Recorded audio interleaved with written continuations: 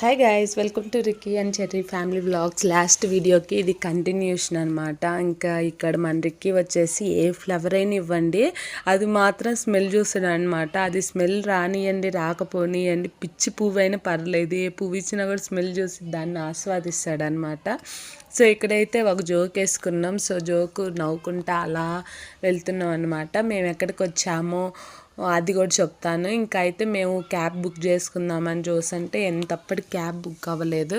సరేలే లేట్ అయిపోతుంది కదా అని చెప్పేసి ఆటో బుక్ చేసినాం అనమాట. ఆటోకి వచ్చాము, కానీ ఇంకా ఆటో లోపలికి ఎలో లేదు. సో అందుకోసమని ఒక 1/2 కిలోమీటర్ ఆర్ కిలోమీటర్ ఉంటుంది అనుకుంటే ఇంక నడవాల్సి వచ్చింది. అలా చూసుకుంటూ అన్నిటినీ సైడ్ ఫ్లవర్స్, చెట్లు అన్నీ కూడా చాలా బాగున్నాయి. అసలు అదేంటో అర్థం కాదు, కొన్ని ప్లేసెస్లోనే ఇలా ఫ్లవర్స్ కానీ చెట్లు కానీ అన్నీ వెరైటీగా అలా బాగా పెంచుతారు. అది కూడా గ్రీన్గా ఉండేలా చూసుకుంటారనమాట.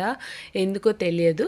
ఇక్కడైతే ఇంకా మనం ఎక్కడికి వెళ్ళినా కూడా మ్యాండేటరీ కదా, ఫ్లవర్స్ దగ్గర నిల్చొని ఫోటోలు దిగడం, వీడియో తీసుకోవడం అవన్నీ మ్యాండేటరీ కాబట్టి అవన్నీ మర్చిపోకూడదు అనమాట. అలా ఇంకా రిక్కీని కూడా రమ్మన్నాను. మన ఇద్దరం కలిసి ఒక ఫోటో దిగి మంచి వీడియో తీసుకుందాం రా, ఇన్స్టాగ్రామ్లో అప్లోడ్ చేయొచ్చు అంటే వాడేం రాలేదన్నమాట.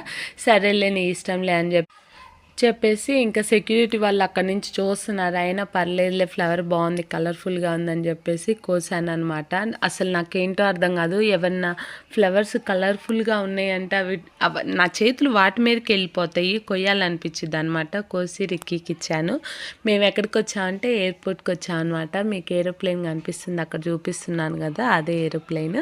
సో ఇంకా మేము చెప్పాను కదా ఆటో లోపలికి వెళ్ళో లేదని చెప్పేసి ఇంకా అలా కాసేపు నడుచుకుంటూ వెళ్ళాం అనమాట. ఆల్మోస్ట్ కొంచెం ఒక 1/2 కిలోమీటర్ దూరం నడవగానే మాకు కొంచెం కాళ్ళు నొప్పులు అనిపించాయి. ఎందుకంటే అంత వాక్ నడవడం అలవాటు పోయింది కదా. సో అందుకోసమని కాళ్ళు నొప్పి వచ్చి అలా కూర్చున్నాం అనమాట కాసేపు. అప్పుడే సన్సెట్ కూడా అవుతుంది, చూడడానికి చాలా బాగుందన్నమాట. నా ఫోను OnePlus మొబైల్ అనమాట. సో అక్కడ OnePlus ఉంటే నా ఫోన్ OnePlus మొబైల్ అని చెప్పి మీకు చూపిస్తున్నాను చూడండి. ఇంకా వాడు నన్ను లేపి వాడు కూర్చున్నాడు చైర్లో. సో అలా ఉంటుంది అనమాట. సన్సెట్ ఫొటోసు, వీడియోసు అట్లా తీసుకొని చాలా బాగుంది. ఎయిర్పోర్ట్కి నేను ఇది సెకండ్ టైం అనమాట వెళ్ళడము. ఎందుకు వెళ్ళాను ఏంటి అనేది కూడా చెప్తాను. సో మేము వెళ్ళేటప్పటికి ఇంకా మేము ఎందుకోసం వచ్చామో వాళ్ళు రాలేదన్నమాట. సో అందుకోసమని ఇంకా ఫొటోస్, వీడియో అలా తీసుకుంటూ ఉన్నాను. అట్లనే ఎయిర్పోర్ట్లో అదే రోజు ఏంటో కొత్తగా అట్లా పెట్టారనమాట. అంటే ఒక డెకరేషన్ లాగా చేశారు. సో దేంటో అని చెప్పేసి దాని దగ్గరికి వెళ్ళి ఫోటో దిగుదామని ఇంక వెళ్తున్నాం అనమాట. చూడండి అసలు పేరెంట్స్ని వదిలిపెట్టి అదర్ కంట్రీస్కి వెళ్ళాలంటే ఎంత బాధగా ఉంటుందో అసలు. నాకైతే అక్కడ ఉన్న పాపం పిల్లల్ని చూస్తుంటే పిల్లల్ని కాదు పేరెంట్స్ని చూస్తుంటే బాధ అనిపించింది నిజం చెప్పాలంటే.